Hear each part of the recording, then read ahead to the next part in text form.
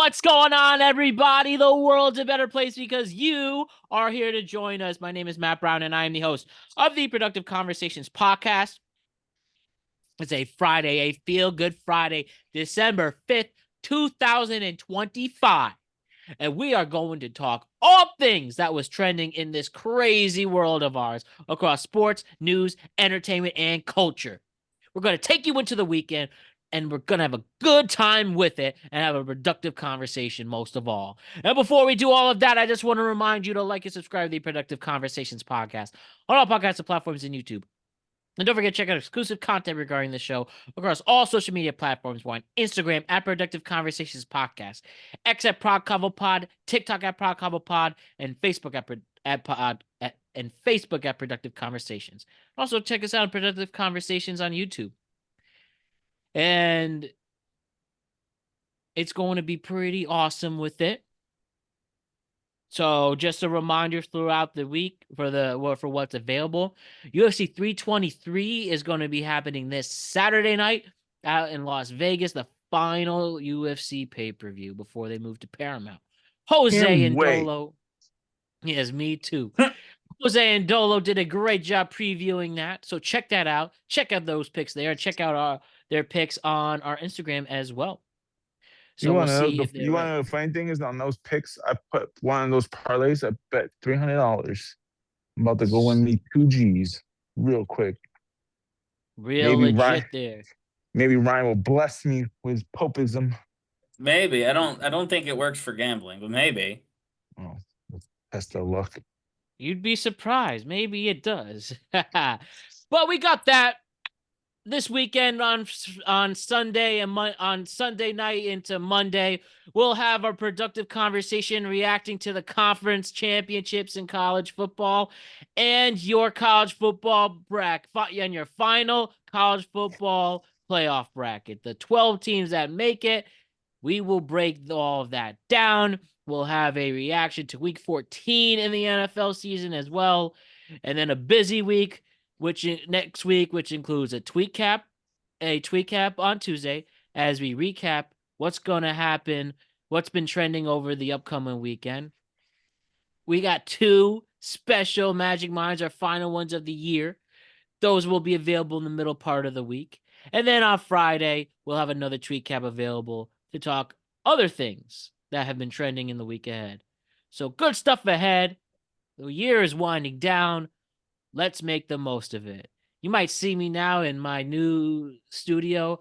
I am speaking in a room that is 28 degrees with a thermostat under helping my feet. But you might see smoke coming out of my mouth. I'm not smoking. So just a heads up there. Dedication. That's why we grind for it. When we have a studio, boy, I will not take that for granted. But anyways, great show ahead. We're going to have a lot to talk about. And Ryan and Jose are with me to do that. Hello, guys. How's it going? I've honestly been waiting for this show for the last 2 days. I'm really, really excited to talk to you two. Alice is doing something in her world. So we'll see her again next week. And so it'll be the 3 of us. So you guys ready? Ready. Oh, yes. I really am excited. I've been looking forward to this. So one thing I want to establish first here on the December 5th, 2025 edition of Productive Conversations, episode 656 to be specific. There's something you might have heard of already, and there's an industry growing, if you will, an industry that will make a big impact in our world for many decades to come. I believe this industry made its mark during the 2024 presidential election when one of the agencies accurately predicted Donald Trump winning the election in August of 2024, specifically when the election happened in November. And ever since then, this industry has been rising. It's worth billions of dollars. It was featured on 60 Minutes this past Sunday, something I've been familiar with for the last year and a half. And now I realize it's time to go all in a way. And that is the prediction market industry. And what a prediction market is It's a kind of market where participants trade contracts tied to outcomes of a future event. Usually the outcome is binary, yes or no. Will it happen? Will it not happen? So basically, there is an industry growing where you can make wagers on current events. You can make not only the presidential election, the Papal Conclave was featured in this, was wagered / traded on. Let me use a correct term. It's traded on specifically, not technically wagered. So we'll say traded in. So we had the presidential election traded, Papal Conclave, sports in general. Yeah. You could basically make a bet on the weather. Will it be under 32 degrees in the Northeast? Yes or no? The odds can be 2-1, 2,000-1. It's nuts. It's crazy. It's interesting. It's very interesting. And there's two leading brands that are setting the tone for the prediction markets. Number one, the most popular, featured on 60 Minutes, which I'm about to show in a couple of seconds. The Polymarket. You've probably seen Polymarket thrown throughout. Specifically, they're a crypto-based agency that does it. Yes, Polymarket is a crypto-native, decentralized prediction market platform where users deposit a cryptocurrency and they trade via yes or no, and they trade yes or no contracts on a wide selection of events: politics, finance, entertainment, sports, news, entertainment, culture. And the other one, and by the way, Polymarket is not available in the United States for now. But the one that is available in the United States, Kalshi, a United States-based regulated exchange operating under oversight. Wait, let me do that. A United States-based prediction market where I can bet, trade, wager, whatever you want to say, on events in the United States. Pretty crazy. So we'll hear the two sides quickly. I'm going to try to just hide the audio because I'm going to play you the audio for the 60 Minute story featured Polymarket founder Shane Copeland and what he says specifically on the online prediction market. So let me play that for you. I will get a copyright, so let's try to fit the audio in. So let's get that right now.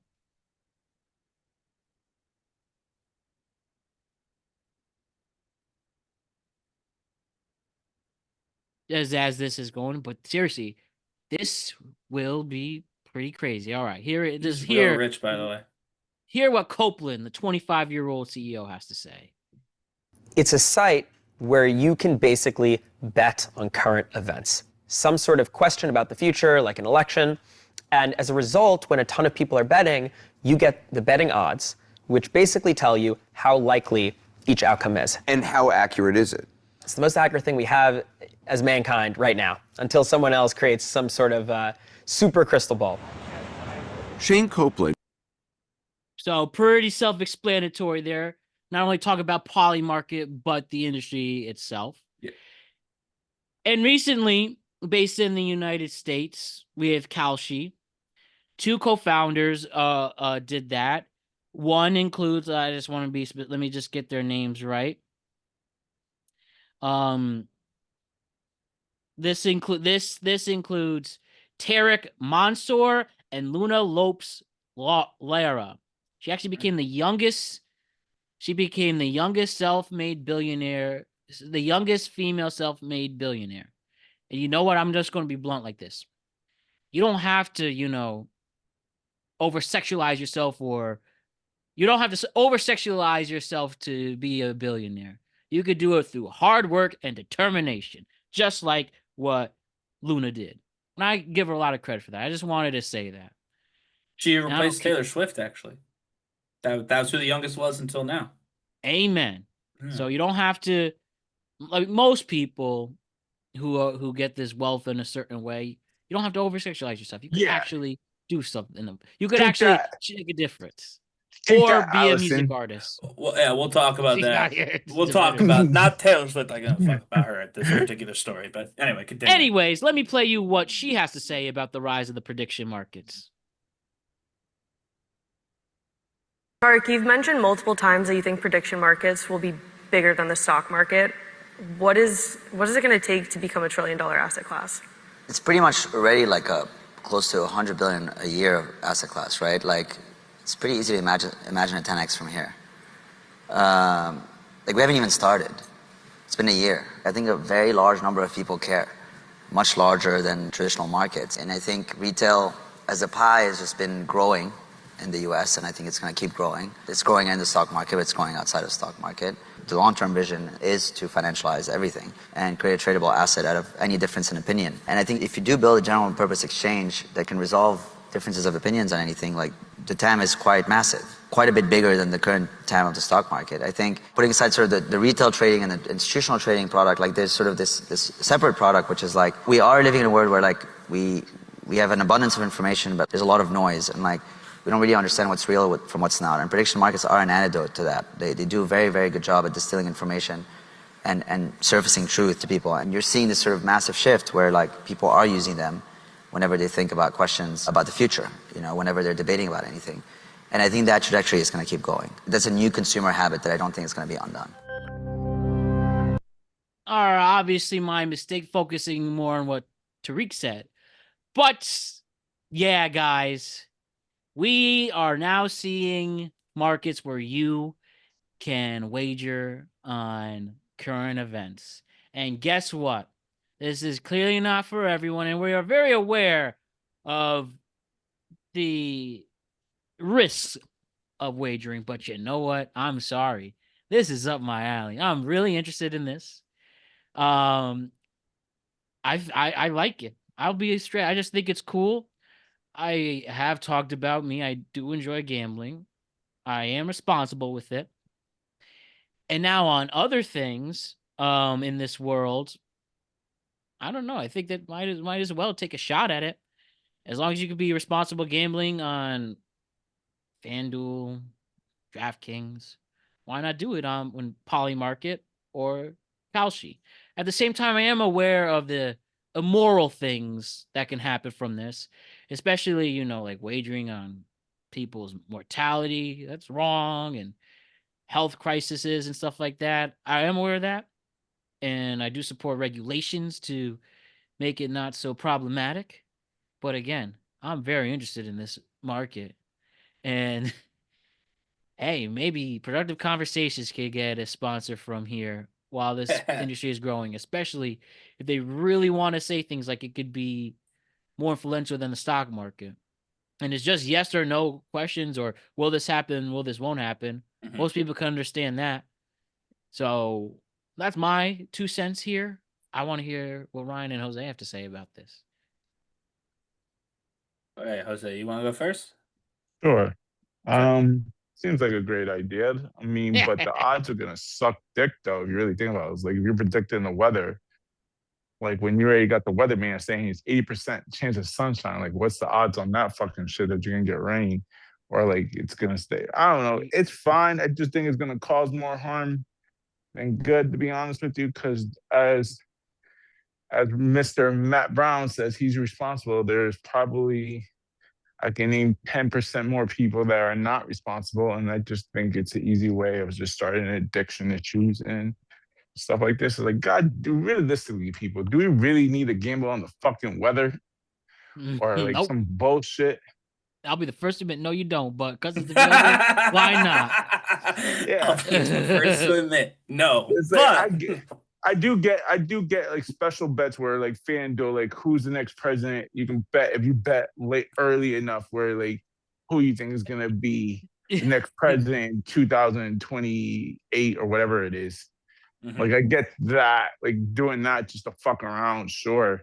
But I mean the overall scheme of things is kind of fucking stupid, to be honest. Let me show you guys really quick though the actual site of both of these. They're literally the same thing. Yeah, one is just allowed in America and one's not. Yeah, like right here. Who's gonna be the next president? At this moment, Looks like JD Vance is JD Vance leader is at who's 31%. believed. Yeah. Yeah, because we don't know if anybody else is in the party. So here's my problem with that. Let's go with that. Let's say I put money on JD Vance, right? Mm-hmm. And the motherfucker dies. I you lose lose my the money? bet, Rose. You lose the bet. Yeah, what do you mean? You're out. You Fuck lost. that. Look I at don't know some what of this these. guy.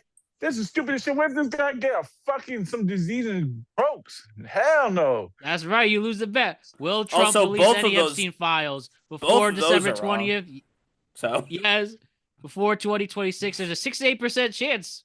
So Ryan's going to bet the under on here. I would absolutely short that particular investment. There's no chance it's Time coming out in person of the year. 2025. Here are actual ones you could do future bets. Who's going to win the Super Bowl? Yeah, but They you said realize Rams. you got to bet big because your investment into this shit, you're holding that fucking bet for the next 3 fucking years. Well, the president one? Yeah. So I will say. You're going to wait. So here's something I will say, though. By the way, Polymarket, same thing, just with graphs. So here's what Time I will person of the year, AI, Russian-Ukraine ceasefire. They think there's a 5% chance of that happening in 2025. Who's going to win the Lions and Cowboys game? So I will say this though, to Jose's point. Vice versa. One so me and Matt talked about this offline, and when I got home from my job, I spent all night researching Kalshi particularly, to make sure I had a coherent stance. But one thing that makes it different than like FanDuel is because it's quote unquote trading and not wagering, although, you can take it out at any time. It's like the stock market in that particular regard. So right now you could hammer the over on JD Vance. He dies. You could take what you have left out, and if you want to reinvest it, you can. But you may be reinvesting it at a loss because obviously everybody else has pulled out of their position. So right now Vance is at 30. We're using him at that just as the example. So Vance 31%, right? So you put in X amount of dollars, it's worth whatever. Vance's drops down to 2% because he is in a coma, right? Right. You could pull out, but now it's less because it's only a 2% that's chance. But you could take that money and reinvest it just like in the stock market if you wanted to. But you will lose, so it's a more volatile stock market. That's the same thing as you do on FanDuel. Like you could do that on I wouldn't know because I don't bet on FanDuel. But okay. Let's say I'll give you an example. So let's say we have Prescott, whatever his name is, from Dallas. You got him on the over and under of 200 yards, right? Okay. Yep. So you put it at. He just led CeeDee Lamb to a concussion. Let's just say he was minus, let's say he was minus 100, whatever. Mm-hmm. Your odd throughout the game. So when the game's live betting throughout the damn game, if he's looking that he's going to go over, they're going to offer you more money to get out the bet. If he's if it looks like he's not going, you can cash out. Right. You can cash out. They're going to try and incentivize you to take a smaller payout than hold the line. Yeah. So they don't have to pay you out as much. Right. Okay. Right. Same thing as how they do it in betting. It's like if you're live betting, whatever, you're a parlay. Let's say. So it's similar, different but similar. Right. So I wanted to say, and I'm glad you played that clip of the co-founder of Kalshi, because I read this clip and this is what had me the most worried. I won't lie to you. The long-term vision is to financialize everything and create a tradable asset out of any difference in opinion. So here's my thing. Everyone and their mother knows that this is my most boomer take ever. I am not a fan of the way that the sports gambling industry works. And I talk about why I think that is harmful to young men, why it's harmful to people in general. I want to put all of that aside. Everybody and their mother knows that if you have an addiction to gambling is bad because you spend too much money that you don't have. That is a very simple argument, and everyone knows it, right? My concerns with this have nothing to do with that. I'm going to assume for this just a second, every single person bets within their means. Not a single person bankrupts because of Kalshi. It is still, by a magnitude of quite a lot, worse for society than sports gambling. Everything. In football, as an example, you know what the one thing you can't do when you get bet on football? Change the outcome of the game.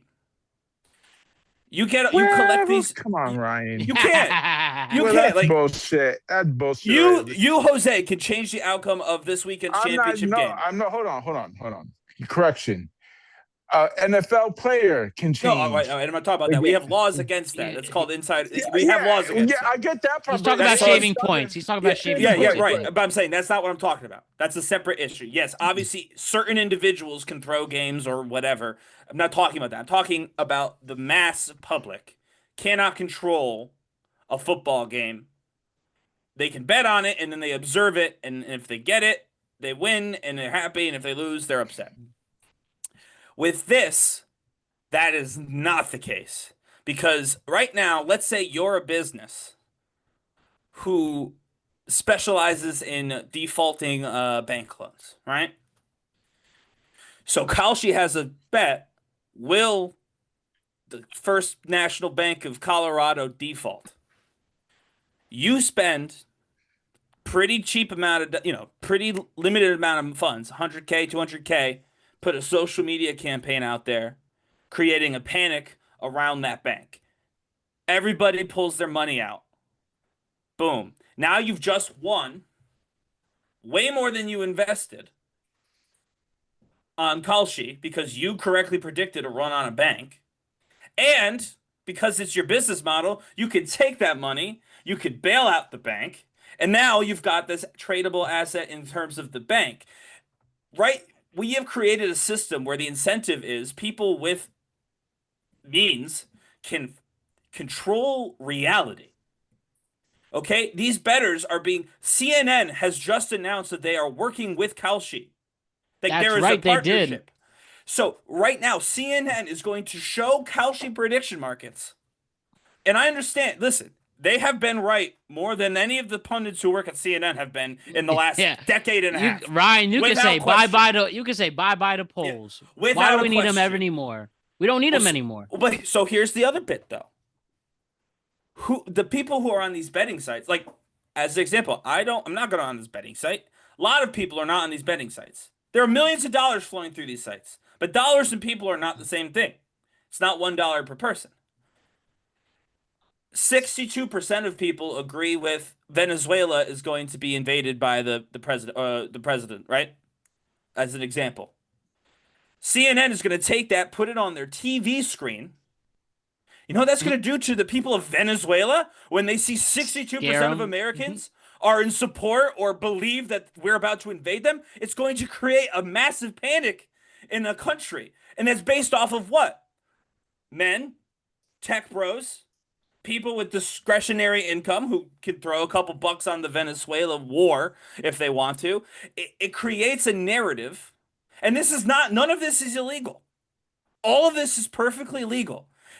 They can change reality. A small group of people who are willing to put their money on an opinion can create a consensus opinion in the course of a couple weeks.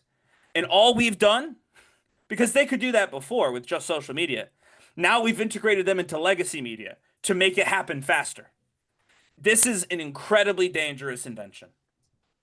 And obviously this is a free country. I won't sit here in America, you don't need any argument beyond it's a free country. And that's just true. And so if they want Kalshi to exist, then it will exist. If people want to use it, if people want to use it, they will use it. But man, I'm telling you, if you're these people, I know they made a lot of money. I hope they sit with this for a long time and they think, is this really something that the shared reality can survive, where a small group of people who are willing to pay money get to determine the general consensus 3 weeks before it becomes the general consensus? And to me, the answer should easily be no, but we'll see. You know what this fucking reminds me of? Fucking we'll definitely have to see. Grand Theft Auto fucking 5. The mission where you know how you can fucking inflate the stock market so you can get all that money. Yeah. Like that. So realistically, this is that. Yes. I put $100,000 on JD Vance not making it to the polls, and someone can realistically just shoot the motherfucker. Yeah, exactly. Correct. That's another And- thing too that they point Yep. out. Huge risk. You just Right. manipulate the future so you can get a payday. Exactly what it is. It's like some of the missions in fucking GTA is like, hey, kill the stock market guy, put all your money on this stock, and then kill the fucking CEO and make all this money. It's the same process. I'm gonna put $100,000 on JD Vance. Not really gonna do it. So whoever's listening, Right. and Yeah. just Yeah, believe take me. this guy out. So listen to this though. Like in all You make a seriousness. good point there. So I want one more example because this is like fully thought out. So let's say that one of the things on there is let's say there's a new fucking Ozempic, right? The Ozempic Plus, right? And Kalshi catches it and they say, will Ozempic Plus be approved by the summer of 2026, right? So you're a trader with some money and you short that position. Now you take that money. Again, you're trading with some money. This is not what Matt can do. We've discussed that part of it. This is a separate specific issue. You take that money, you start filing Freedom of Information Act requests to try and see how far along the development process is. You start raising concerns on social media. You start raising the profile of people with concerns on the news media, so on and so forth. The FDA delays the decision because all of this new information has come out, right? Right. You've spent, let's just say you've bet $1 million on the short position of that FDA regulation coming out, right? You then take 50 to 200K, depending on if you're a business or just a wealthy individual, and you do these things. And again, that's probably expensive. You could probably do it even cheaper. Now you've just made $3 million. So you put in $1 million in the bet. You put in an additional 100K in manpower, and you made $3 million. And now, again, obviously with Ozempic, it's kind of funny because who needs more Ozempic? But like, imagine if instead of Ozempic, it was fucking for like, you know, high blood pressure, for congenital heart disease, for leukemia. You could very easily make $3 million by stopping a leukemia drug from hitting the market. And you could do that as a private equity investor, or if you're another company who's got their own leukemia drug that's maybe falling behind, there you go. You can block your opponent legally while making money. You make money to stop progress so you can then make the progress later. I see no benefit. There's too much risk. And obviously I'm risk averse. I'm not a gambler. So obviously I see too much risk. But I hope the people who are in charge of regulating this thing, if not the people in charge of making it, the regulators think about this like very, very, very long, because there is so much opportunity for corruption here. And it seems like everyone has just kind of shrugged and been like, and now it's just a thing. And I get it. We can't unfuck ourselves. So it's happening. But we can prepare ourselves a little bit, but we'll see. Hey, stay safe out there. Okay, let's move on to the other biggest pop culture story going on right now. Are you guys familiar with the stand-up comedian Akaash Singh? I am. Nope. Surprisingly. I see. Well, Akaash Singh is a comedian. You've probably seen him the most in the Flagrant podcast with Andrew Schultz. He's married to Jasleen Singh. They've been married for 4 years. Mhm. And they are very much trending. In late 2025, clips from Jasleen's podcast, Main Character Podcast, co-hosted with a friend, resurfaced and exploded online. In those clips, she made candid remarks about her past relationships, intimacy, including group sex, finances/relationships, and her views on what makes a quote-unquote good partner. She criticized the idea that a man needs to be wealthy to treat a woman well. Instead, she argued that chivalry is about emotional investment, respect, and effort, not money. In a recent viral social media statement, she called out men complaining about, quote, gold diggers, calling some of them, quote, broke men. which triggered widespread backlash and calls for a debate. The renewed buzz was magnified by pre-existing feud between Akaash Singh and another public figure, Myron Gaines from the Fresh and Fit podcast. And he's been going all about that. But my big question is, for what Jasleen is saying, is she making her husband look bad? Now, let me play you a few clips before we discuss. And let me play them all to set the tone more, right? We'll start with number one. The tweet here says, Jasleen Singh couldn't stop talking about how badly she wants to sleep with her best friend's husband in front of her own husband. So here's one clip. I'm actively trying to have an orgy because this couple is so fucking good looking, and you haven't seen Nav yet, but wait till you fucking see him. His body goes crazy. His face card always slays, never declines. And it's kind of weird because I'm talking about your husband. No, I kind of love it, but I'm like, us for it? Okay, maybe. I just know that Nav's dick is like at least 10 inches. You would only be down for an orgy if or we did it's it? thick. It's thick. I will say, like, Akaash is such a fucking king. Like, everyone knows he's the best husband, and I don't often find men that measure up to him. And like, Nav completely measures up to him, if not more. There's a difference being a scammer and being a hustler. Two very different things. Okay. I'm a hustler who scams a little bit. I'm not a scammer who I'm not hustles. gonna lie, that was sexy, and that's why I'm actively trying to have an orgy. I'm toxic. How do you think I have to keep up with her? No, he be saying some boss ass shit. What is the stuff he says to you that I'm just like, that's fire? Oh, Nav just puts his dick out on the table. I'm meeting Nav's dad tomorrow, and I will say I'm fucking nervous because he has the, not to be weird, but he has big dick energy, and he's obviously based off stories. Yeah, he's a don. Let's face it. Yeah. It's just like, I need to make sure I'm on my P's and Q's tomorrow. Yeah. Well, that's nice.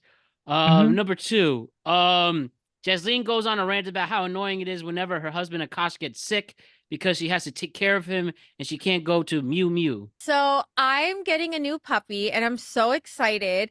I'm a little bit like overwhelmed because I'm like, oh my God, like, not that I hope I'm making the right decision, but like, I hope this doesn't like fuck up my whole life, because it's a lot. Having a puppy is a lot, and I'm a very committed dog mom. And Except when Akaash comes home from a very rough weekend, did like 3-4 shows, and she goes, "Can you walk happy?" Because I'm tired. Honestly, yes, retweet. But also, Akaash hasn't been doing shit for Happy this week because he's been sick. Oh, so wait, also whatever. Men I'll fucking deal. Men being sick, horrible. I hate men being sick. It's the worst genre of man. They're so Neho, like, I swear to God, the way this guy has been sleeping in his cocoon, like he's been hibernating, it's like you think he fucking came down with like fucking TB or something. Like, girls, like, this is a true story. Before I had my gallbladder emergency surgery, I was in so much pain, but I had an interview to do for journalism school for a project. And I was like, well, I should just get the interview done. I did the interview, then went to the emergency room. That's how fucking tough girls are. Guys feel like sissies truly when they're sick. Like, it's a little cold. It's like, Yeah. oh, can you please get me a blanket and soup? And of course I do that. I love my mans. But I do it, but I'm like, here, man up. man up. Yeah, get your fucking shit together. All right, don't get sick, gentlemen. Next, Jasleen thirsting over the baldy. She wants that Johnny Sins from Temu. So talking to this doctor. Oh, is that his Team Mew? Yeah, it's like the discount. Okay. Yeah. It's a ring light. Dr. Chopra, what are we doing? So Jasleen sustained a bruise through some physical activity at home. And we treat a lot of bruises here, bruises for many different reasons. And so we have a laser called the baby and the death. Also, I heard you're single. Is that true? Alright, we're gonna go back to treating. Typically we get these types of bruises on the neck. Wait, we why? call it something else on the neck, and it's surprisingly we get enough patients that come in. All right, next. This is my favorite. Called LOL, absolutely brutal. Wait, maybe. Akaash Singh. Imagine getting owned by Fresh and Fit years after they were on your show. The woman in the middle is Akash's wife. One person in the relationship, whoever cares less has the leverage, and we want the guy to always care less. We want the man to always have the leverage. Childish as fuck. And you guys might not like hearing that. Childish. But we truly feel. I'm not. These aren't new beliefs, bro. You're not telling me some shit none of us have ever heard. We all heard this. I mean, I'm married. Akaash is married. Mark is married, right? Yeah. Like, it's possible. Now, granted, we might call you in 10 years and be like, y'all were fucking right. You know what I'm saying? Sometimes I get so painfully nostalgic for college. So for context, I went to college from 2011 to 2016. I was popping my pussy and living my best life in these white boy frat houses. And I had a roster of guys that I would rotate through. So it's like, sometimes it like literally hurts my heart. And when the nostalgia is that painful. My wife also hadn't had any sexual partners, so that helped us connect a lot more. Let me ask you this: do you believe her? One person in the relationship. Yeah. And by the way, they addressed this on the latest episode of Flagrant, and she clarifies the roster of white frat boys comment and popping her pussy using her words. Correct. Yeah. Okay, so let me just show that this is the last one I have. You said that there was a rotation of guys. A roster. Yeah, what is a roster? What does that Okay, mean? What does this mean? You guys have to understand. Have you ever heard of the repressed Catholic schoolgirl? Never. I was, you know. Okay, so I was. His Catholic school was in his living room. Imagine how repressed he was. I was a repressed Indian girl that I didn't even watch Jersey Shore in high school because I felt it to be too inappropriate. So when I got to college, I'm like, oh my God, I can dress however I want. I can do whatever I want. You can have a roster of frat boys. But What does a roster mean? so it didn't actually translate to a roster. It just meant like two guys I was talking to and flirting with at the same time. That's it. That's all. Yeah. And when you say hooking up, I think people When think you I meant mean fucking. hooking up, I just meant making out. Again, like everything I say is so amplified and hyperbolic because it's so like incongruous to who I actually am as a person. Right. So you're saying you're a big old prude. Yeah. Correct me if I'm wrong. All right. I like the top comment. They thought we were going to believe this, but all right. The evidence is there. I want to go back to my question. Jose Ryan, you saw everything? Mm-hmm. Is she making her husband look bad? We'll start with that. I mean, she actually in that same interview kind of admits that yes, she is. But in the interview that they all did on Flagrant, I mean, I will say, it is wild that she's keeping the idea that she was a virgin when she met him. I was popping my pussy. Oh, right. So here's my thing. That's like, you cannot run away with that one. Right. Like you could even like clarify, like, okay, I said roster, but it was like 3 guys, right? You know what I mean? Like you could make that argument. Popping the pussy's the one. But like, once you say that, you can't now backtrack to be like, I was actually a virgin until my husband. Like somebody was and then wrong. having him say that on a pot to make him look bad. Somebody was wrong. Either he was misinformed or lying about his wife's sexual past, or she was lying about what she was popping in college. Who do you think is lying? My guess is that she didn't tell him the extent of her I history. think she's well. You think she was the liar? You think that she was saying that but didn't mean it? Yeah. Wow. Okay. I mean, listen, I'm all for believing that. I didn't want to be the cuck, right? So I was like, all right, I'm gonna have to say she probably, most people in college do end up having sex with somebody. So I was like, come on. What do you mean, come on? Most people in college do. That's like when that happens for a lot of people, actually. Yeah, popular guys. This bitch ain't that. This bitch is just talking mad shit out the ass. There are plenty of unpopular I feel the one people thing who are trying to about get her that has been brought. I think she's really just trying to latch on to her husband's fame, or Sure. well, let's say she's just trying so fucking hard. Popping pussy. Don't know what the meaning roster really means, and came with that bullshit. Oh, my roster of kissing guys. Fuck her. Who has a roster of kissing dudes? She's just full of shit. She was a fucking. She was the Indian female version of Ryan. Got no play. Fucking met this fucking dude and think, let me make a fucking podcast and start exploiting all this bullshit to make me look good. And at the same time, not realizing what a dumb bitch she is, and then making her husband. I truly believe the husband's right. This bitch got 0 puss dick through point blank. I mean, he would not. It could be. I also think he would not say that. He would not say that shit Unless Making he was himself look confident. bad. I could see that. Yeah, I could see that. I also feel like for a lot of people, most people keep that on the down low, like stuff like that. Like especially girls. Right. I feel. That's a wild thing to Unless, say. unless, unless you're an OnlyFans model or porn star. Yeah, but you also realize she's fucking trying to promote a podcast. Right, she influencer, got to say outrageous stuff. Yeah, she's coming out. She's trying to. There get is in such the thing as saying coattails too of her much stupid boyfriend. stuff. So here's my thing. Yes, to answer your very specific question, this PR situation is obviously a headache for Akaash that he probably didn't need or want. No, I don't. I mean, it's going to take a while for people to forget about that. Well, okay. So the perception is that he's a cuck.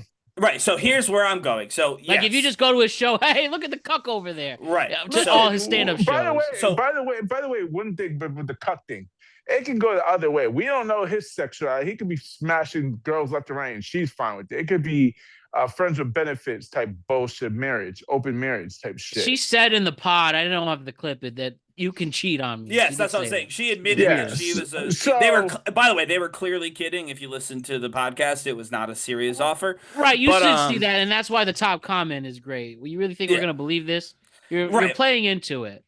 And so my thing, though, is... bad acting by a couple. This whole deal, right? This argument that's or this debate that's happening online is about something that she said she did in college. She was not dating him in college. They were not married in college, right? This is all stuff that happened prior to them getting married. So how does this have anything to fucking do with him other than the fact that he went on a podcast and said that she never had sex with anybody else? That obviously has to do with him. That has to do with him. But I'm saying that the reality of he was cucked. No, she's not currently doing this. She's not doing it while they were together. This is all, even if it was all true. That's my thing on it. It's just how you're making your partner look really bad. And you realize, realize. Go ahead, Matt. Go ahead. I'm just saying people are going to pound this dude for weeks on this, maybe even months. You guys, because of what's his name that they're going to do that. But sorry, go ahead, Jose. No, you realize or that Fresh and Fit. Well, Schultz. Fresh and Fit. Fresh and Fit. I think both of them aren't helping the cause. Well, Schultz didn't even fuck. It's believable as fuck. These rich little motherfuckers. Like, look at. Nobody would ever thought Diddy is letting fucking paying prostitute to come cross country to go smash and give STDs all up on fucking Cassie, and then he's gonna run like you. It's not coming to today's society where this shit is believable. Where you got billionaire wrestling promoters shitting on people's chests. Like, it's fucking, it's out there. Yeah. So it's not really. It is out there. I just don't think it happened in this case. Right. But again, and also, even if it did happen as described, it still would be unrelated to their marriage. That's the point that I'm making. Like, none of this has anything to do with their marriage. This is at most, he had a slutty wife, like a slutty wife in college. And like, you didn't even know her. So she had a bit of a sleep around phase. But my issue is, and by the way, I won't quote the tweet that Myron Gaines sent. He's one of the Fresh and Fit guys because it's incredibly racist to both Akaash and I don't Schultz. care for them. I don't care for them. But I just had to feature that one because that was. No, I know that was part of it. But my thing is, I do not want to give any credit to those guys. Well, good because I'm gonna Fresh and Fit. Yeah, because they're fucking idiots. They're great guys. I don't know. Everything Akaash said in that interview with them, crazy. Everything he said in that interview with them was right. He was 100% right in 2022 when he called them out for being childish. It's crazy that now in 2025 they are as childish as they were, despite being multiple years older than they were during that interview. The fuck? What do you mean, what the fuck? Brian, I should have known, though, because I've heard you use that little leverage thing. I've heard you tell people, the person who cares less is the person. No, I've heard you. So you're actually a Fresh and Fit. You're a Fresh and Fit fan, aren't you? I am, and I'm not going to fucking deny it. Don't deny it because you quoted them on the show. But they're wrong. All these and in fucking addition to being wrong, they're stupid. You crazy. Them people are spitting facts. They're not spitting anything. They're spitting vitriol is what they're spitting. But they're also wrong about relationships. So in addition to being hateful, they're wrong. Relationships. They put them bitches on place. Ryan. You're out of your mind. The best part of this entire saga was when Akaash said, "Don't worry though, Myron. I'm perfectly capable of putting a bitch in their place." See below, and it was just that clip of him calling them out for being a bunch of fucking little boys on their podcast. And that's what they are. If you believe that, if you really believe in the fresh and fit lifestyle for relationships, you're a little boy, and that's fine. Little boys get love too. I'm not critiquing that. But you're not in a healthy relationship. You're not going to end up happy in a relationship. You're going to end up, at best, with, special friends who come over when you're horny. At worst, completely alone. And he's right to call that out. He's right to put that out there. Those clips that we saw prior to the clip where he explicitly said the words, "she never had sex," and then she went ahead and said what she said. Every clip prior to that was a normal ass conversation that happens in happy couples all the time. My wife makes fun of me when I'm sick literally every time I get sick.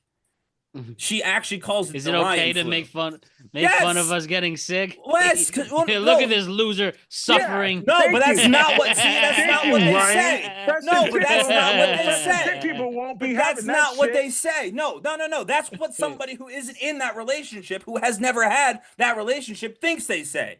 They're not sitting there saying you're a loser. They're not sitting there saying you're weak. They're just pointing out the very real fact that when I get sick with the same thing my wife has, she goes to work and I don't. Because I don't feel good, and I'm not trying to work when I don't feel good. That's a very, very real difference between me and her. And it's a difference that many guys have with their girlfriends or their wives. The only people who think that a girl is sitting there laughing at the person they fucking married because they got sick is someone who has never been in a relationship where you could have that joke, where you could have that rapport. And it's a specific relationship. That's many years down the road. It's not just a marriage thing. You can be not married and have that rapport. But that's down the road. It's many years. It's when you've built up a lot of trust and you know that this person has got your back and you know that you've got this person's back. That's when you have those jokes. That's when you talk like that. Obviously, the unhinged comments about her friend and her husband. Yeah, unhinged, that was. I'll give you that. It's crazy. But he was in the room and they were all joking about it. So clearly it was something that's on Akaash. Like, can you just? I was at that point. I was like, can you just not post that? Can you pause it? Right. So either A. That's bad. That is where people will make fun of him. That's the ammo. So either A, they are in some sort of swinging relationship, and Akaash is banging her, and she's banging her friend's husband. Maybe, I don't know. Or two, they're four really good friends, and they're making jokes. Now, not all jokes belong on the internet, and that would be my advice to him and his wife. In that case, that's definitely, especially. Or just saying a pop my pussy if you're not a sex worker.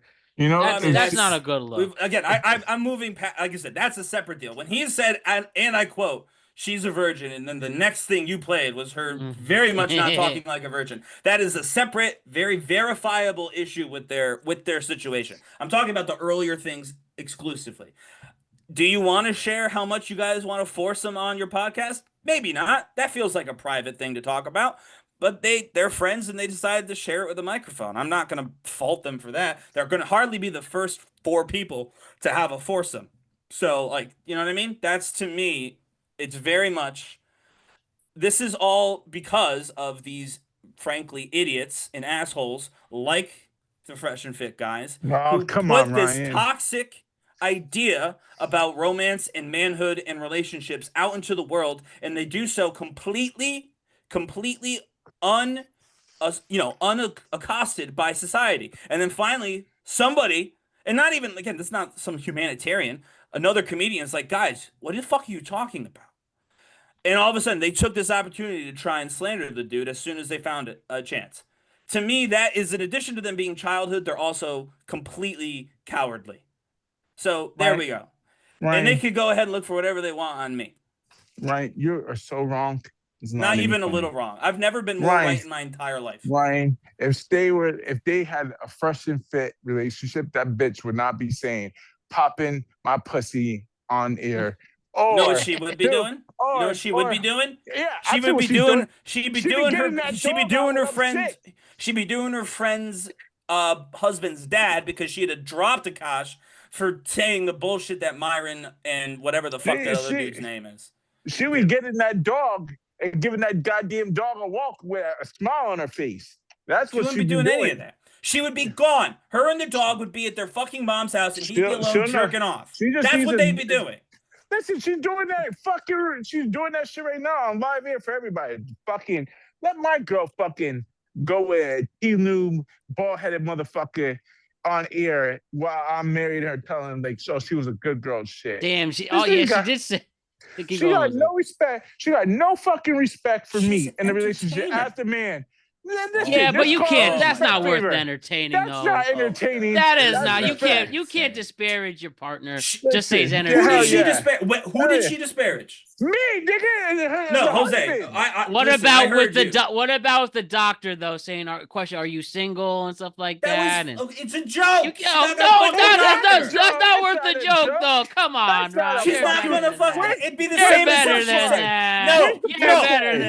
It's the same as if she had said, "Oh, buy me dinner first," before he went and did whatever the fuck he was doing on her leg. That would be bad. Yeah, that's a joke. Insinuate having sex. Oh my god! I don't want to get personal. What if our partners did that? Wouldn't you be upset? No. Yeah. Right. What are you? No. I'll tell you this. Okay. That's a joke. Okay. It's literally not real. A joke, meaning not real, meaning not it all didn't jokes happen. are meant to be said. Yeah, it's not meant to joke. Because if we were having dinner and your wife was like, "Hey, buy me dinner first," I'm gonna go buy her dinner, and then you're not gonna like what's gonna happen after, and I'm gonna come to you and be like, "My wife would fucking cut your dick off if you went anywhere near her." Oh, stop it. She would enjoy it. You need to stop it. Oh, no. In addition to her, two things. One, she would cut your dick off. And two, you wouldn't make it out of wherever you met with her alive. She can do whatever she wants. She can district man my chest for all I give a shit.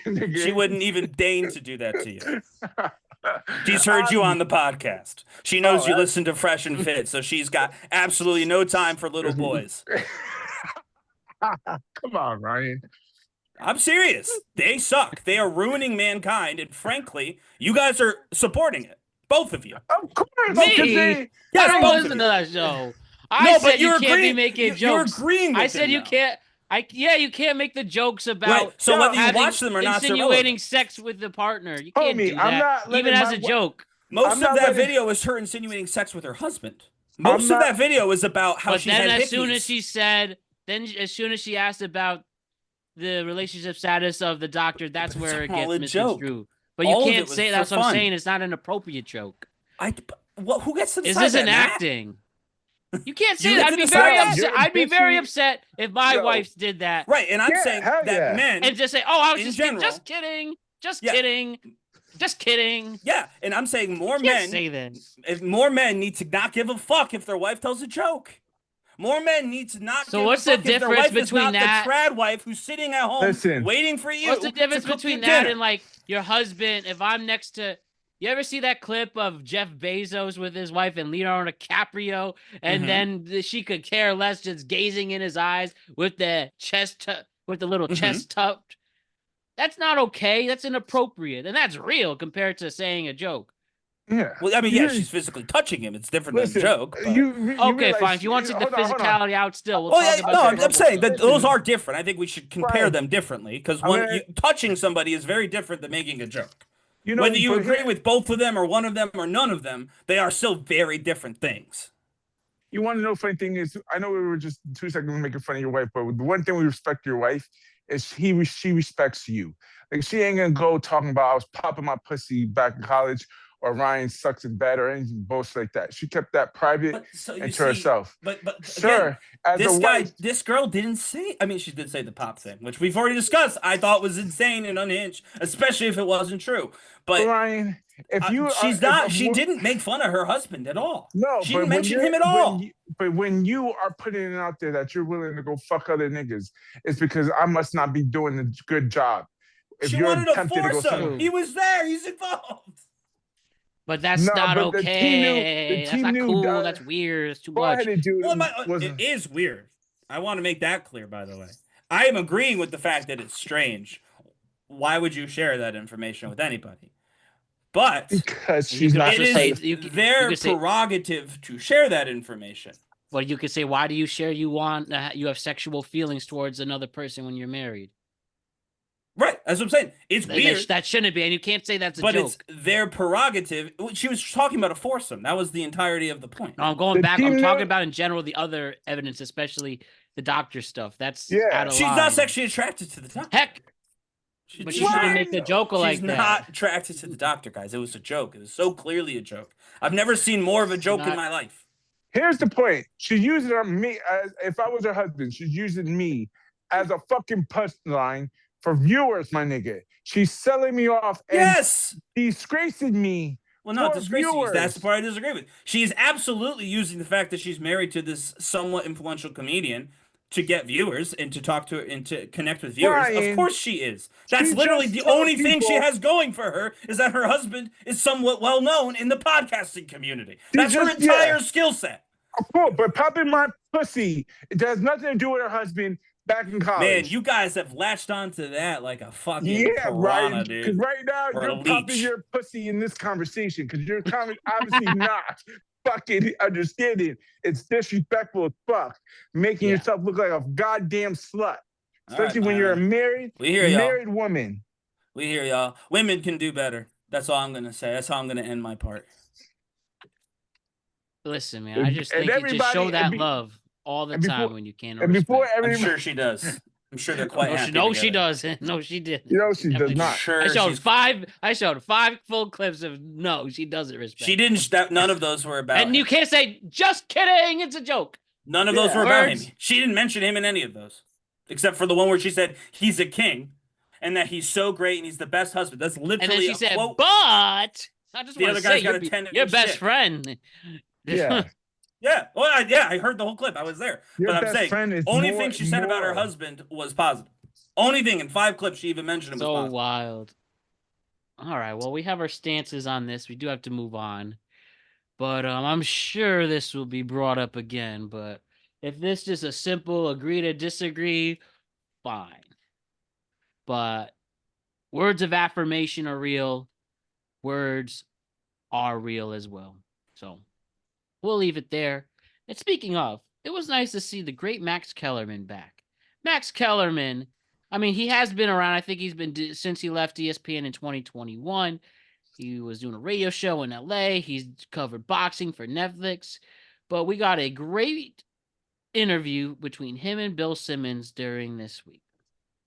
As I just grab those notes right there. Max Kellerman appeared on the Bill Simmons podcast and publicly addressed his 2021 departure from First Take. The show, with God damn, Stephen 4 A. years ago? Yeah, it's a long right? time ago. This motherfucker still bringing this shit up 4 years later.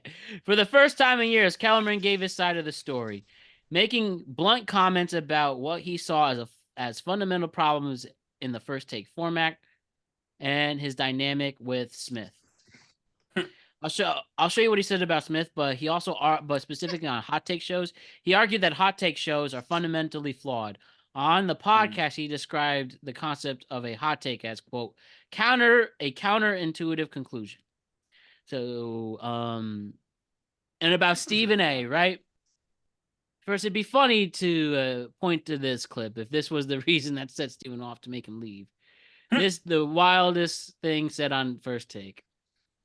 I'm in the If you know what I'm streets. talking about. Max almost seems blacker than you, Stephen A.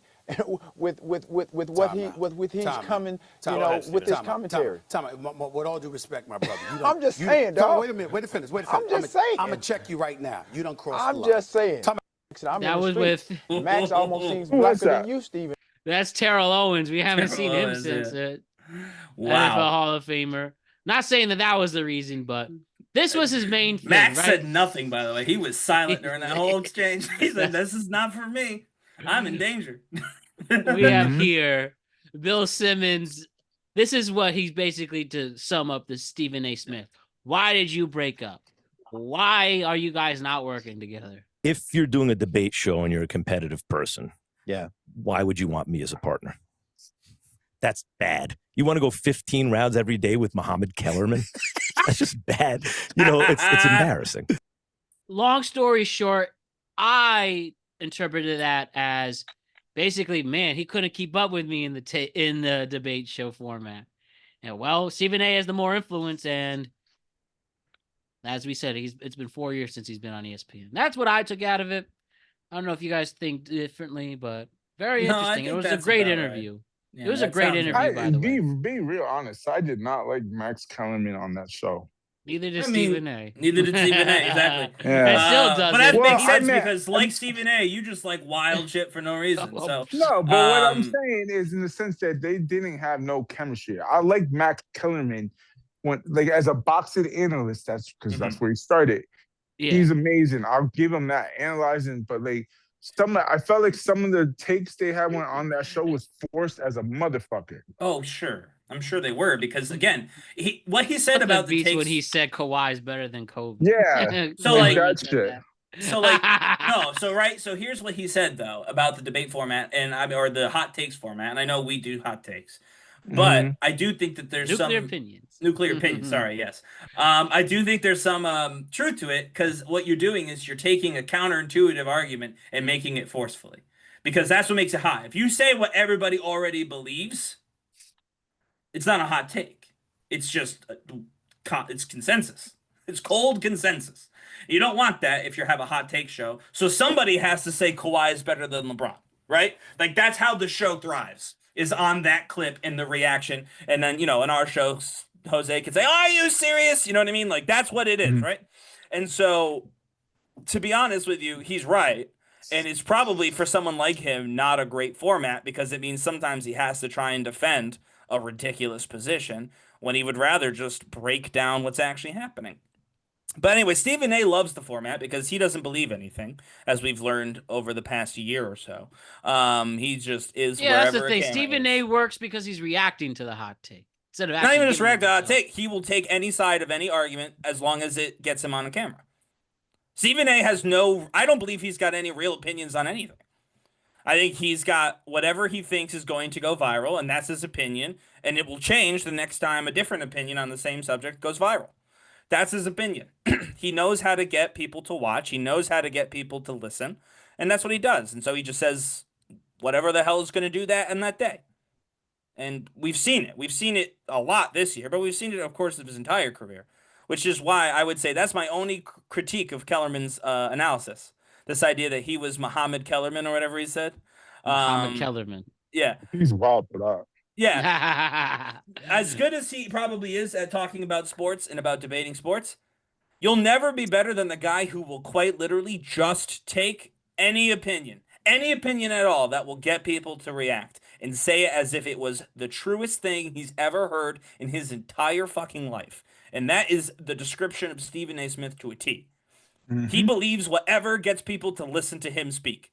And he'll do it, he'll flip on a dime if he has to. Because that's how you get good at that show, that format. You have to be willing to say wild shit as if it was the truest thing you've ever heard. Yeah, I'll give you one. Like Monday, he was like, "Oh, the Cowboys are like Philadelphia is the best team. They're 2 games up. But if Dallas wins tonight and then Philly loses on Monday, then I have the right to switch my opinion." I'm like, what the fuck? It makes no fucking sense. You said, well, that it does, makes right? sense. If you lose, then It does, you're maybe yeah. not the best. But like, yes, exactly. He will sit there and say that was actually almost him being too cautious. He'll sit there on on Wednesday and say Philadelphia Eagles are the best team in football. And then they lose on Monday. And then the next Tuesday, he'll go out there and he'll be like, the Cowboys won their game. The Philadelphia Eagles couldn't get it done. The Cowboys are fast approaching the Eagles. The Eagles are having a this season, a that season. Like, he will just switch. He doesn't announce it. He doesn't say there's new information. He's just saying this will go viral, so I'll say it.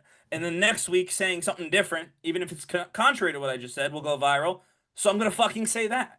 And then I've gone viral twice in 2 weeks. I make loads of money, and he's happy. Pretty good perspective there. I think, yeah, it just comes down to it was still an awkward exit. Yeah. Did do it dirty. He's talked smack since Stephen A. And I think Max Kellerman, that was the best way to Can we be real awkward go down to that exit? level. When you say awkward exit, everybody on this show has awkward exit. Look at fucking Molly Quinn or whatever her name is. Not awkward skip show. Don't skip everybody. Yeah. That's why they have to rotate hosts all the time. Well, whatever. We digress there. All right. You know, Mad Men is on HBO Max now. Mhm. I love Mad Men. You guys see Mad Men? Yeah, I mean, I've Ain't not. that show old? It's an old show, yeah. It's an old show set in a Still a long good time show. ago. Great. So they put it on HBO Max now. It's on streaming, and it's actually like one of its most popular shows. It's amazing. You really do just put a new old show on, you will revitalize it. Oh yeah. If it's a Good right show. place, right time for streaming. Like, how did Suits become a popular show last year? Oh yeah, that's true. That's not a good show, and it did become super popular. And maybe that happens with Mad Men. One of the funny things here, right? Mhm. So they converted everything to 4K right now, the highest possible quality. When you do that, though, sometimes there are mistakes if you don't pay attention enough when you switch out the formats. So basically what I'm about to show you, this is from season 1, this clip, right? And I believe since they've corrected this, but yeah, you are about to see something. And by the way, if you're eating or listening, watch out, because Yeah. this is a vomit here. But fans notice a major blunder in the season 1 episode. Well, sorry. Fans notice a major blunder in the season 1 episode "Red in the Face" during a scene where the character Roger Sterling vomits after eating a bunch of oysters and drinks. Like in the show, basically Don Draper's trying to get him drunk, and he did. And there's this scene of him throwing up. So I'll show you really quick the original version. This is him vomiting right here. Whoa, whoa, whoa, whoa, whoa, whoa. And here's a new version. Whoa, whoa, whoa, whoa.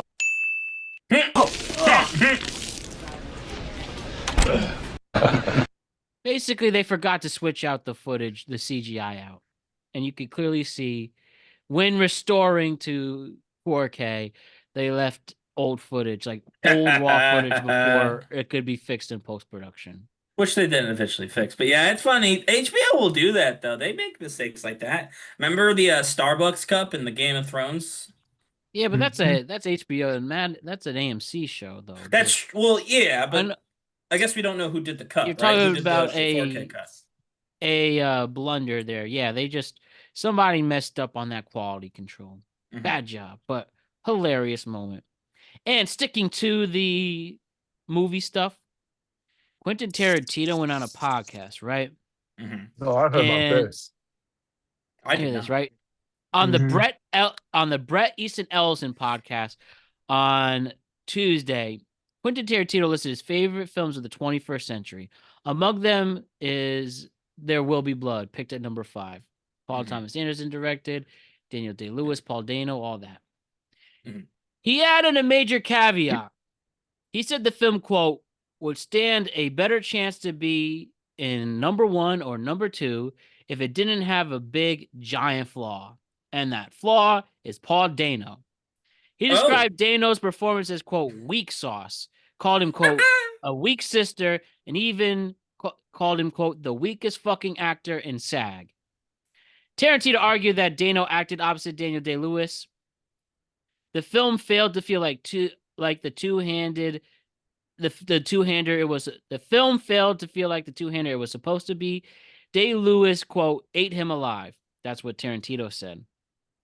He said he imagined another actor, he specifically named Austin Butler, would have been a wonderful choice for the role. He was not old enough for that at the time. But yeah, he clarified that he wasn't saying Dano gave a terrible performance, but rather a non-entity performance. I will say Quentin Tarantino has so much weight as a director. And I don't know, maybe this will be bad in that community, but that is a horrible thing to say about a working actor now. The worst actor in the entire SAG, union. That's a bit too much. And I like Quentin Tarantino's films a lot, but bro says a lot of wacky stuff, unpocketed, and sometimes just outright dumb things. And I'll be the one to have that on the record here, but bro's got to chill sometimes. That's not right.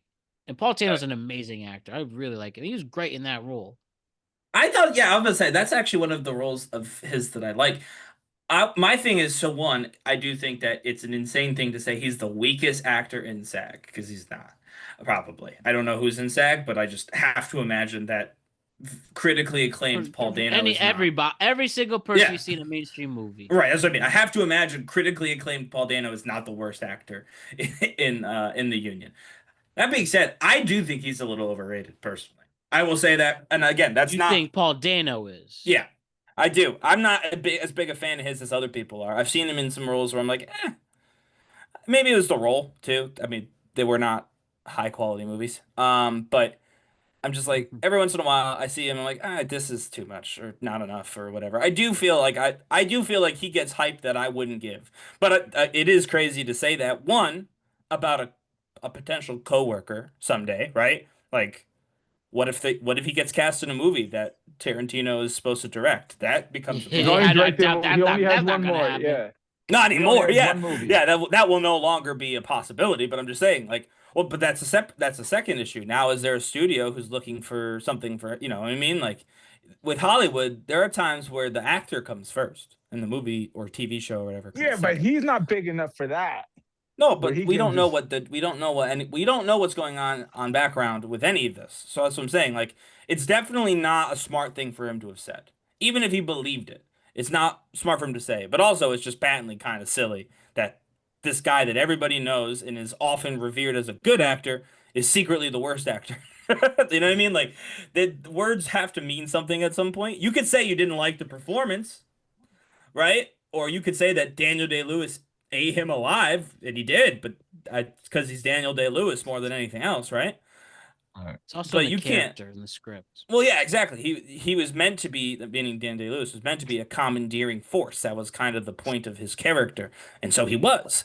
But yeah, the idea that he's the worst actor is crazy. I will give you that. But I do happen to think personally that I'm not like his biggest fan. Yeah. Crazy stuff, man. Can I in defense of what's his name? Paul Dano? Yeah. Paul Dano, the biggest overrated fluff of an actor is Timothée Chalamet. Ooh, that felt like a specific shot at somebody. Somebody on the podcast. I don't know. I respect Chalamet, but he's not my favorite actor either. Wow. But Matt, that was very Stephen A. Smith of you. You just flipped up like that. It never was. I don't know. I just talked about him going viral all the time. It's not like he's going viral and I like it. But I digress. Okay. Ryan, how far are you from let me get this town right. Ryan, how far are you from Ashland, Virginia? You know where that is? Ashland, Virginia? Yeah. I've never, like you never even heard of that. Ashland, Virginia is by train an hour and a half. Oh, by car an hour and a half. Hour and a half. What county is it? It is in, let's see, Hanover County. Hanover County. Yeah. Well, crazy what I'm about to show you guys. Drunk raccoon found passed out in Virginia liquor store. Store employee found masked bandit sleeping off a bender, evading the booze store, and passing out in the freaking bathroom. Right here we have right here. This is the scene of the crime. And you see all these bottles on the ground messed up. And this is where they found him, in the bathroom. Drunk as fuck. This is real. I shouldn't laugh, but it is very funny. I'm sure we've all been there. We've all been there. Yeah, yes, the bathroom floor, it's cold, it's nice, the room is spinning. We've all been there. Interesting. Well, with that, I will now go to our question of the day. I meant to actually tie this into our prediction market conversation, but why don't I just do it here? It'll be both a Subway take and a question of the day, but let's hear his take, and then I'll ask you the same question. All right. Back to gambling. Jose, you ready for this one? Yep. All right, here we go. Gambling is okay as long as you keep winning. 100%. Tell me. Disagree. Gambling. Let me ask you guys: is gambling okay if you keep winning? Yep. I love agree that with you, answer. Jose. I don't agree with it, but that's a phenomenal answer. Gambling's okay as long as you keep winning. I mean, that is fundamentally Sure. I mean, how it technically works. speaking, yeah, you can't ever promise you'll keep winning, right? So I guess that's the problem. But as a technical statement, yes, if you never lose while you're gambling, then it's fine. That was wild. Sorry. I love that. 100% disagrees. I don't have a lot of time. I'd play the clip, but it's pretty hilarious. All right. And my next question of the day, the one I actually have here as I cue this up. I believe it's all from my clip right here. I believe it's very true. And tie this again to Subway Takes again. This is he's now in London doing Subway Takes, but let's do the same thing. So what's your take? The key to getting women is actually not about how much money you've got, how big your villy is, you know what I mean, what you look like. It's all about how you smell. And I'll tell you for why, Kareem, because remember, lads, the first hole you penetrate is her nostril. Wow, 100% agree, surprisingly. Yeah. Let me ask you, how much does scent play a role in your dating life? I think that might be true, guys. Okay, I can't lie You to you. know I've I'm not thought about I'm it. on this. Well, yeah, you can't smell bad. Yeah, like Matt is very big on smells, but like I've never Guys, thought I about have a this. candle right here. I can't do it. I need I've never thought about it, but hearing that logic, that's sound logic. I might have to agree. Like, yeah, if you smell, you probably. I mean, I guess maybe if you just got out of the gym or something, and they'll look past it. But yeah, if you smell, I don't foresee it going well. Agree. Excellent. That was a great take, and it was a great way to remember it too. The first hole is the nostril. Brilliant. All right, nuclear opinion, guys. Tell me your nuclear opinions to close out the week. Tell me your hottest takes, how you feel, all of that jazz. I can start. Yeah. My nuclear opinion of the day is more people need to implement candles in your life, because I just started. I actually was on a candle phase after college. I used to do them all the time. I brought them back, and it clears the mood, makes me smell better, and it shoots it off right. So you guys have to do more candles, especially this holiday season. A good chance to get a bunch. That is a secret ingredient. That is a secret weapon, and it is so dope. All right. I mean, I'm pretty agnostic on candles. I won't lie to you, so I'll take your word for it. Thank you. I don't know, Jose, are you a big candle guy? Nope.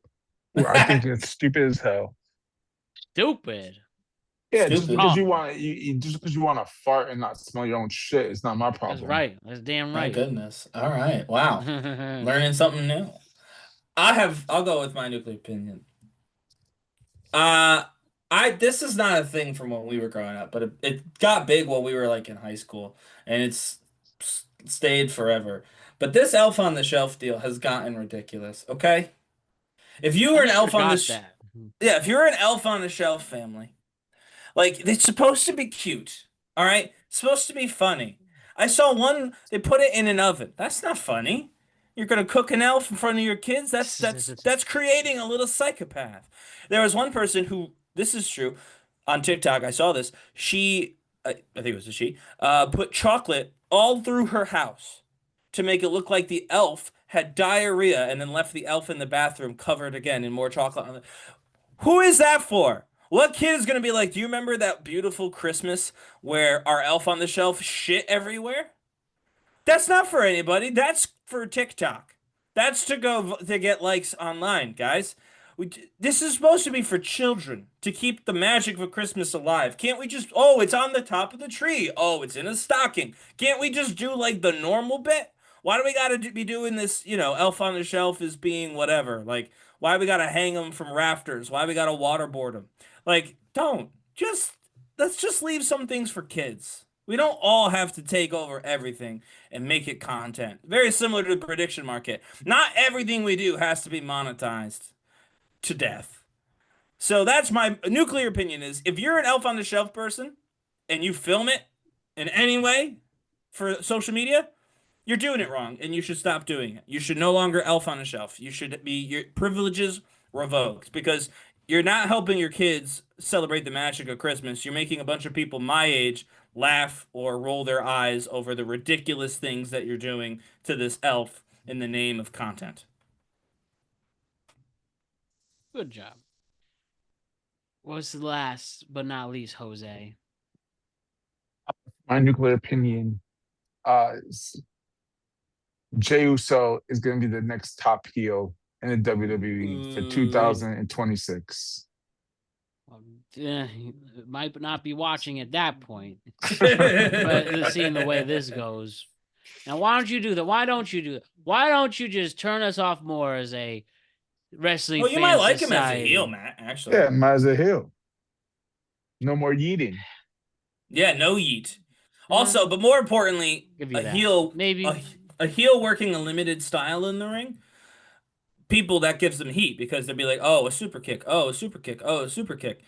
It's harder to get people excited about 14 super kicks when it's the good guy doing 14 super kicks. Now, it's not impossible, and they did it quite well with Jey Uso.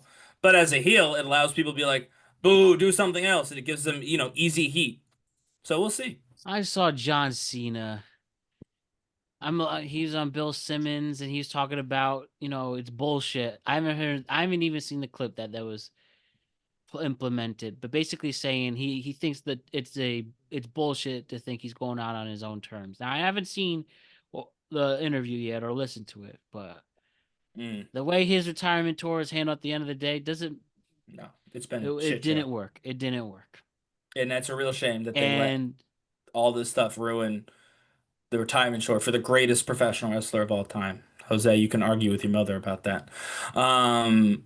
Greatest professional wrestler of all time. Done more for the business than, frankly, anybody. Since I mean, honestly, since Hogan. And the greatest wrestler of all time. His name, John. What the fuck? No, I said the greatest professional wrestler of all time. It's not like he's anyway, not the point. Yeah, they ruined his comeback tour or retirement tour. And they did it for exactly one reason. They did it for TKO to make 0.5 million more than they would have made if they had actually done a good fucking job. And they did it so they could fit Andrew Schultz, whom I like, on their fucking TV show for some reason. They did all this stuff to become basically discount UFC. That's what they wanted to be. They wanted to be a UFC brand, but they make it up. And it didn't. I mean, it's working, I suppose. They're making plenty of money, but they ruined John Cena's goodbye tour. And honestly, if John Cena has one more in him after this weekend, he calls his buddy. Next week? I think it's this weekend, isn't it? It's the 13th. Oh, okay. Next weekend. Then he calls his buddy Adam, asks what they're doing in Jacksonville, and they run back an actual retirement match at a place that will give them some time to actually say goodbye. That would be nice. I'm just saying, he just said he's very firm. You will never see me wrestle again. I know. I heard him. But I just wonder if he's got one more. Then. I see. Yeah.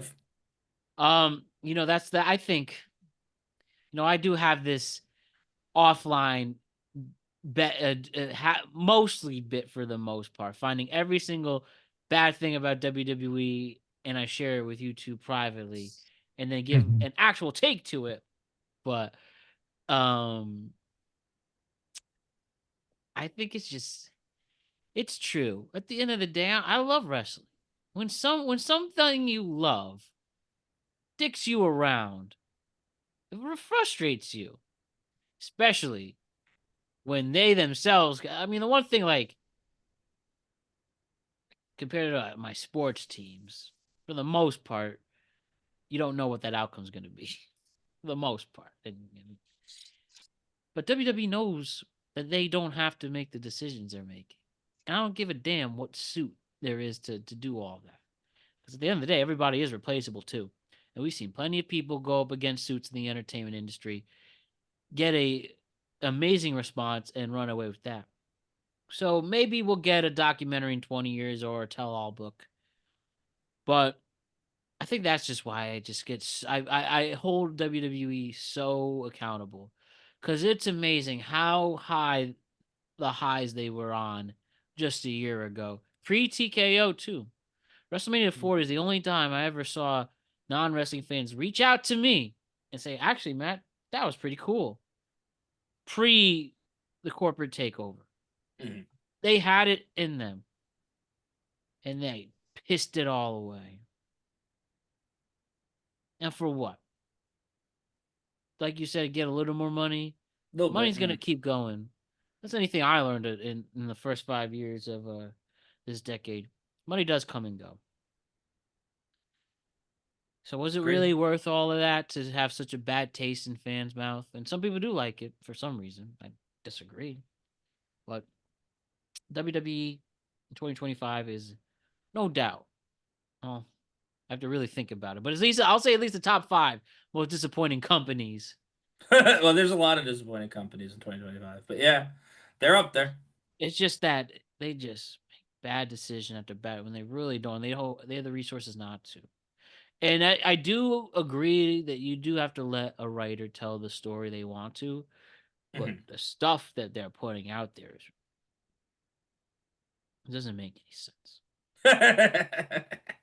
That's all I can leave you with that. But on a positive note, enjoy your weekend, guys. Great show. Great debate. I definitely got a lot out of it. And I'm sure the podcast audience and the YouTube audience did as well. Let's enjoy. We only have 4 weekends left until 2025's over. What a year it's been. Our last show of the year will be that timeline, and there's a lot to get into. So I want to just leave you all with that. And have a good weekend. Enjoy it. It's cold. It is winter time. Yeah. Straight up winter. Finally. And all the love, right? All the love. Stay safe, everybody, and have a good weekend. We'll see you on Sunday to talk football, and then back here on Tuesday to talk about everything else. Sounds good. See ya. And See ya. watch UFC and get picks from our social media accounts.